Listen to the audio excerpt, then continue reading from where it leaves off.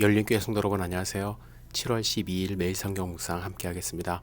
오늘 묵상할 말씀은 예레미야서 3장 19절부터 4장 4절까지의 말씀입니다.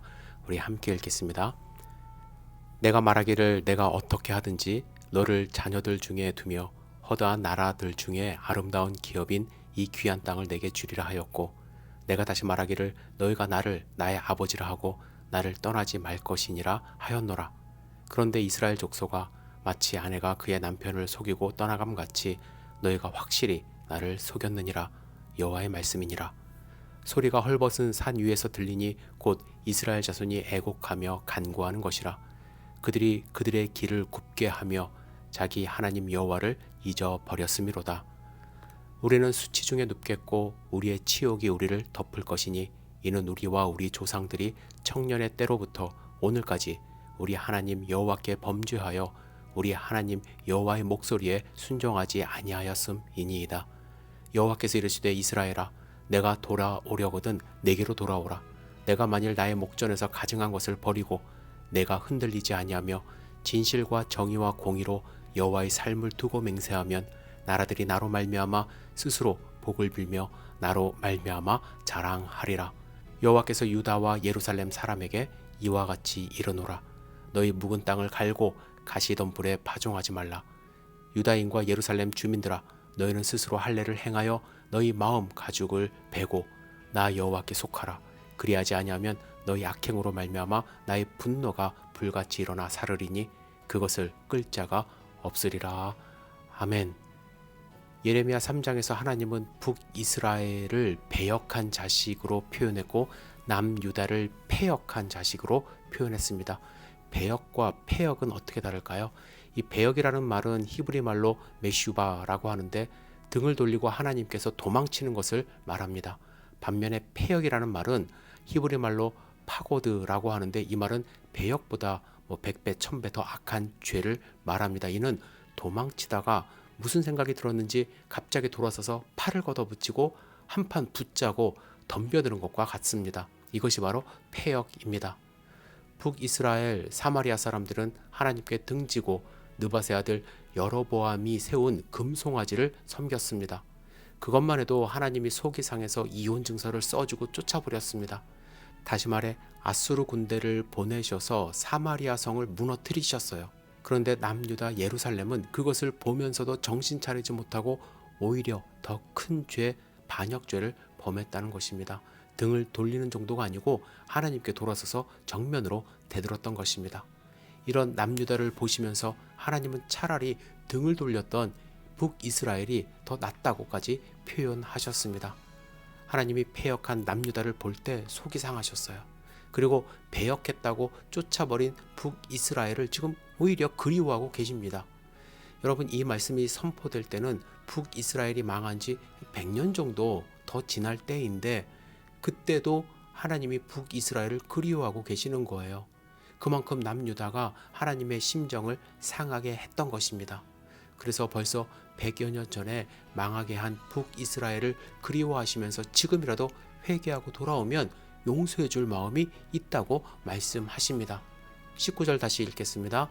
내가 말하기를 내가 어떻게 하든지 너를 자녀들 중에 두며 허다한 나라들 중에 아름다운 기업인 이 귀한 땅을 내게 주리라 하였고, 내가 다시 말하기를 너희가 나를 나의 아버지라 하고 나를 떠나지 말 것이니라 하였노라. 이것이 북이스라엘 사람들이 하나님께 지은 죄였습니다. 그들은 하나님께 등을 돌리고 도망쳤어요. 그들이 돌아선 여호와 하나님은 자신들에게 가나안 땅을 기업으로 주신 분인데 그런 분을 버리고 도망쳤던 것입니다.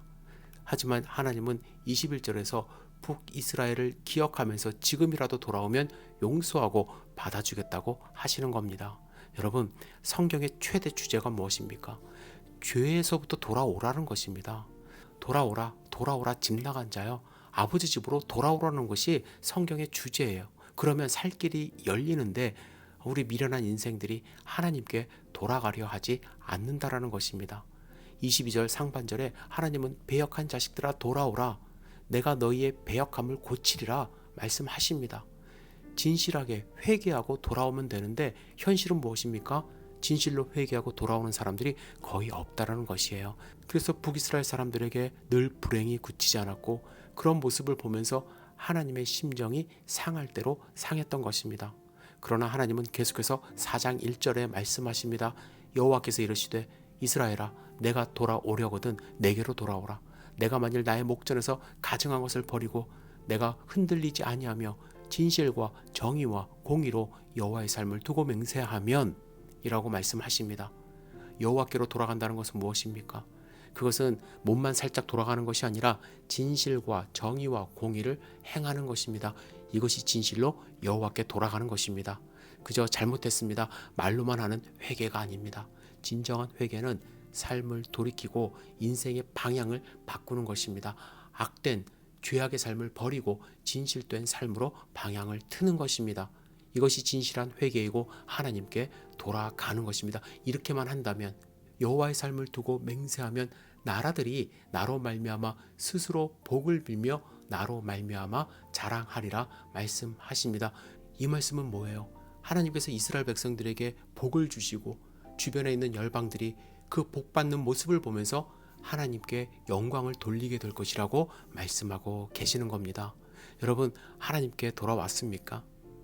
여러분, 혹시 우리의 삶 속에서 하나님으로부터 멀어지는 부분이 있다고 한다면 이 시간 곰곰이 묵상해 보시고 나의 모든 부분이 하나님께 돌아와 하나님이 원하시는 삶을 살 수 있기를 간절히 기도하시기를 부탁을 드립니다. 그리고 아직 돌아오지 않는 주변의 이웃들을 위하여 간절하게 기도하는 하나님의 백성 되시기를 주님의 이름으로 축복합니다. 하나님께 돌아오십시오. 기도하겠습니다. 전능하신 주님, 이 시간에 아직 하나님께 돌아오지 않은 수많은 사람들을 위하여 기도하기를 원합니다.